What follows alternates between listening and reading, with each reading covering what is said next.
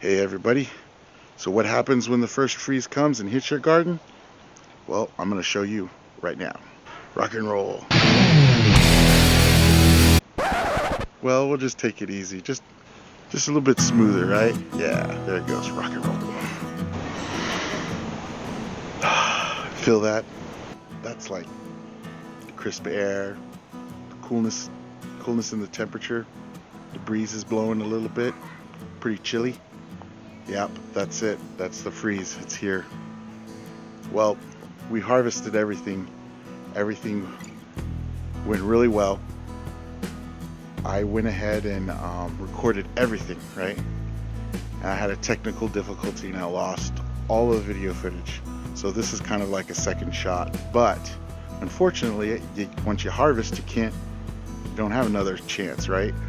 So I'm basically going to just show you what we got out of it. And number one rule when you're YouTubing is make sure you know your equipment, because I just got a new camera and that's what happened. You know, I wasn't familiar with my camera and I just lost all of the footage. So okay, let's check out this pumpkin patch. Yesterday these leaves were all nice and propped up and looking really alive and gorgeous. Not anymore. Man, look at that. That is just sad. God, it's decimated. I'm so glad that we harvested this yesterday. We got all those pumpkins out of there. Well, we got 13 pumpkins and squash all together. Yep. Wow. Anyways, check it out. Look at all my greens. I got purple broccoli, regular broccoli, cauliflower, beets, and I have some different types of lettuces growing here, and they all seem to do really good. I'm telling you, I think I have to get another one of these Mr. Owls. Wow, this is great. See, look, in just that 1 week, that on the other video I showed you this bronze mignonette. Look, it's already doubled in size. It was that small, now it's this big. That's great, huh? See, they're doing really good. These are cold hardy plants. All right, check this out. Okay, here we go. We'll start on this side. This is the peppers. Look at those peppers, man. I had some banana peppers on these, I believe. Look at how wilty they look after one night of freezing. These were some tomatillos and some regular cherry tomatoes and orange grape, I believe. Orange grape, by the way, is my favorite tomato. Favorite cherry tomato, I guess, or small tomato. These were yellow tomatoes. I got them all off and I left on. We have so many of these. I don't think these are ever gonna ripen anyways, so I just left them on. And these were the cucumbers and that one spaghetti squash and the one pumpkin. And we harvested, and I recorded it all. It was awesome. These leaves were all open and nice. And now look at it. It looks very sad and decimated, but hey, it's just part of nature, guys. You know what I mean? Check it out. These were all tomatoes. Cherry tomatoes, Chadwick tomatoes. And now they're gone. There were some Jimmy Nardellos right here. I left these on because they wouldn't ripen anyways. These were my porterhouse and some pink Belgium. Pink Belgium, by the way, they're really good heirlooms. I like them a lot. I think I will be getting some more and saving those seeds. And let me see, on this side was more cherry tomatoes, more grape, orange grape, and some more tomatillos that did not make it. Just couldn't make it.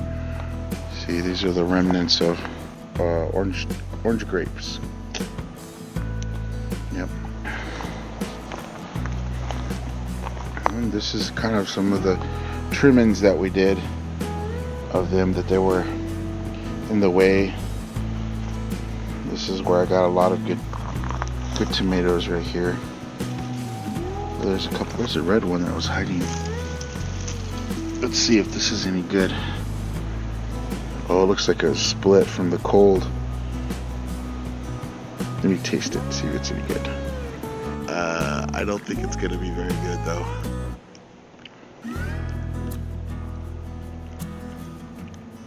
It has no flavor. It's like the freeze came along and just took all of the flavor away from it. It tasted like just like soggy tomato, like very bland, like barely a tomato flavor. Yeah. After that freeze, it freezes. That's it, man. Pip, what's up? What's up? Hey girl, let me talk to you. What's up? How you doing? Oh, the corgi stretch. Oh yeah. Hey. I don't understand. She always ignores me whenever I'm trying to record her. But whenever I'm not, she's always up on my grill. What's up with that? Hey, Corks. She's like, pet me, Dad, pet. I just want some belly rubs. Did you like it when we were harvesting yesterday? Oh, big yawn. Boring. Alright people, here we are.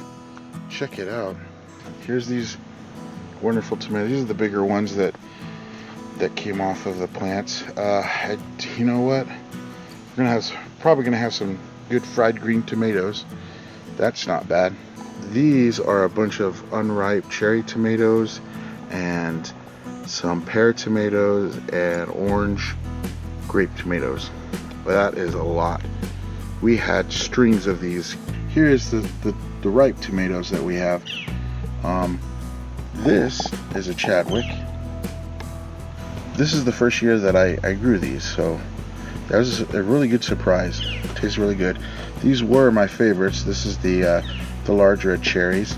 This one seems like it needs a little bit more ripening, but it's all good. And then the regular basic cherry tomatoes. These are always a good staple for salads, of course. And then these are probably my favorites. These are the orange grape cherries. These are so good. Burst of just flavor in your mouth when you eat these. And then these are some of the ripe tomatoes that we got. And yeah, this is a big hunk, and this is a pink Belgium. It cracked a little when we were putting it in. And well, this one is not. I call this the Franken tomato. It's not ripe yet, but I don't know. We'll use it for fried green tomatoes or something like that. And there's some more in here. This is another pink Belgium, I believe. There's some yellows down in here that we got. There's some more unripe cherries and grape tomatoes. You know. And then here's all the peppers that we got. There's a yellow jalapeno. Oh, there's a bean in there. I guess I forgot about that. The beans we got. We only had a little bit of beans.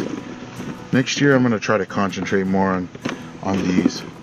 And we got some unripe Jimmy Nardellos, but we also got some ripe ones too. And these are really good. Also, let me see, orange tangerine. They're not supposed to be spicy, but I've noticed that it must have crossbred with something, because these are really a little spicy right here. When by the time you get up here, yeah, it's pretty spicy. So they must have crossbred with something last year. And anyways, and then we have a couple of cucumbers that we got, the little tiny ones. We already got the big ones out. Next year, definitely gonna pickle more. Gonna grow more of these, because man, these are really good. And then let me see what else. Regular jalapenos. Them are spicy. What else? I know I have some banana peppers in here. Banana peppers. These guys are freaking hot, man. these banana peppers. They're really, really hot. And then I have some pepperoncinis also, but I think we got all the pepperoncinis already, because I really don't see any in here. Pepperoncinis look almost like banana peppers, but they're, yeah, oh, here we go. Here's a good one. Here's a good example. Here's a good example. This is a pepperoncini right here. Yeah, it was almost overripe actually. But yeah, now I'm finding them all. Here they are, right there. Banana peppers. We had some banana. I think that's a banana pepper, a small one. Anyways, also there's some more ripe cherries, some unripe cherries that I don't think are gonna come to being ripe, but you never know, and some more that are on the mid-range of being almost ripe, almost all the way done. And then these are some of the pumpkins and squash that we got out of that pumpkin patch. Now that pumpkin patch and squash patch was ran by my son. I was going to throw all of these plants away, and he decided that he wanted to go ahead and try to grow them himself. And I told him, hey, you can do it, man, but it's all up to you. Nobody else is. Like, I'm not going to help you. It's see if you can grow them. And so he did, and look at that. This one almost turned all the way orange. If we would have planted these at the right time, then these would have all been like 100% mature.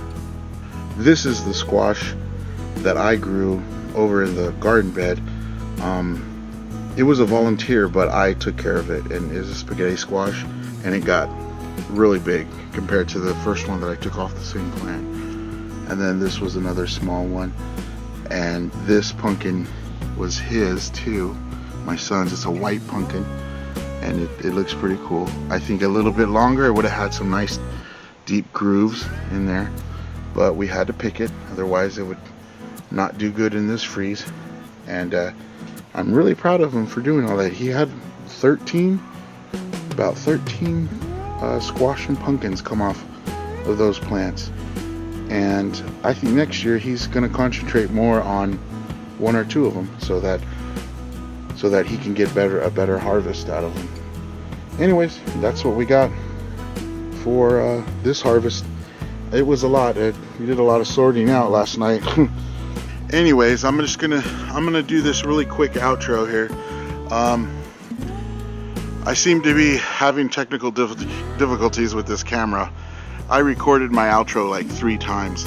This is crazy, and this is my 3rd time. I recorded it 2 times earlier, and this camera is giving me a little headache. I know some of you are like, well, why didn't you just read the instructions, man? You know, just read instructions. But actually, I did quickly, and then I ended up losing it because, yeah, well, whenever you have 6 kids, things get shuffled around everywhere, and yeah, so there's a lot of other things on my mind sometimes, and keeping track of a little instruction manual is sometimes daunting. But anyway, so I hope you guys enjoyed what I had to put on here on this video.